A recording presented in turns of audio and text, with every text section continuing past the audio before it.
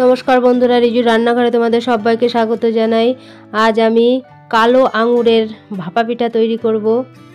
এই পিঠেটা বানানো যেমন সহজ এবং খেতেও খুব সুস্বাদু হয়। কোনো কেমিক্যাল রং ছাড়াই আজ আমি এই পিঠেটা করেছি।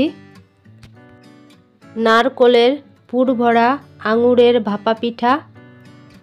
তাহলে বন্ধুরা, এই নতুন ধরনের একটা ভাপা পিঠে আমি কি করে করলাম, চলো বন্ধুরা প্রথম থেকে শেষ পর্যন্ত দেখার অনুরোধ রইল। আর ভিডিওটা যদি ভালো লেগে থাকে তাহলে সাবস্ক্রাইব করে আমার পাশেই থেকো।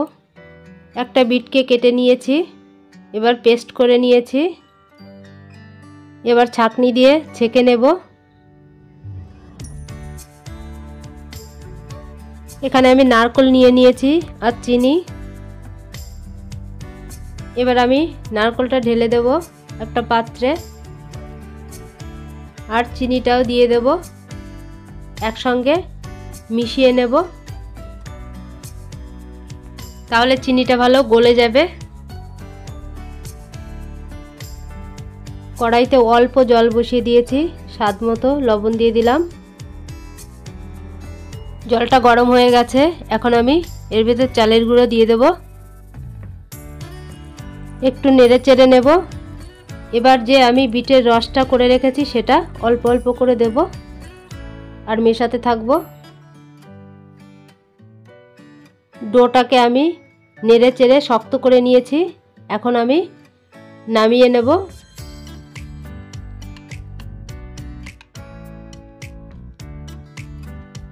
হালকা গরম অবস্থায় ডোটা ভালো করে মাখিয়ে নিতে হবে। ডোটা আমার মাখা হয়ে গেছে, এখন আমি একটা থালা দিয়ে ঢেকে রেখে দেব।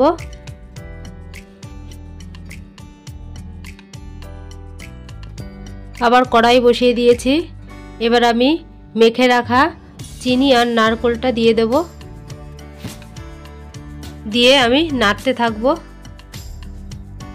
নারকেলের পুরটা আমার তৈরি হয়ে গেছে, এখন আমি নামিয়ে নেব।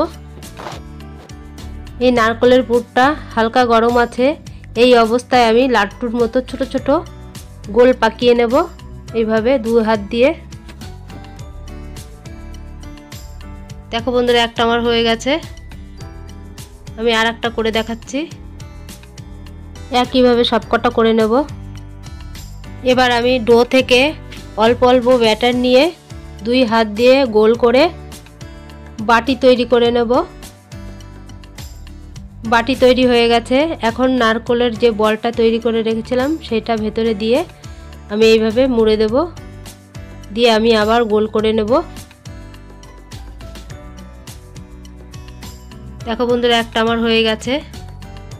এই একইভাবে সবকটা আমি করে নেব। সবকটা আমি তৈরি করে নিয়েছি। এখন আমি হাতের ভেতর বলগুলো নিয়ে পরপর সাজিয়ে আঙুর ফলের মতো করে নেব। একটু চেপে চেপে দিতে হবে, না হলে সিদ্ধ করার সময় খুলে যেতে পারে।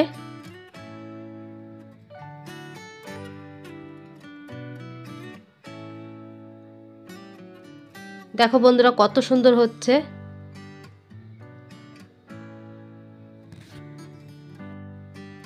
পুর ভরা আঙুর ফলের ভাপা পিঠে। একটু চেপে চেপে দিতে হবে। একটা আঙুর ফলের থোকা আমার হয়ে গেছে। দেখো বন্ধুরা, কত সুন্দর হয়েছে। আমি আর একটা তৈরি করে নেব। এটাও আমার হয়ে গেছে। দেখো বন্ধুরা, কত সুন্দর হয়েছে। আঙুর ফলের তিনটে থোকা হয়েছে আমার। এবার আমি ভাপিয়ে নেব। হাঁড়িতে জল বসিয়ে দিয়েছি, জলটা ফুটে গেছে, আর একটা গামলা দিয়ে দিয়েছি। এই গামলার উপরে আমি এই আঙুর পিঠেগুলো দিয়ে দেব।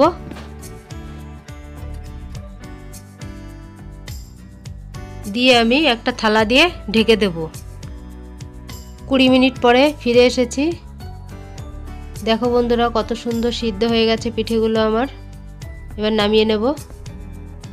এবার একটা প্লেটে নামিয়ে নেব। দেখো বন্ধুরা একটু ভেঙে যাচ্ছে না, কত সুন্দর সিদ্ধ হয়ে গেছে পিঠেগুলো। এবার আমি লেবু গাছের ডাল সমেত পাতা নিয়ে নিয়েছি।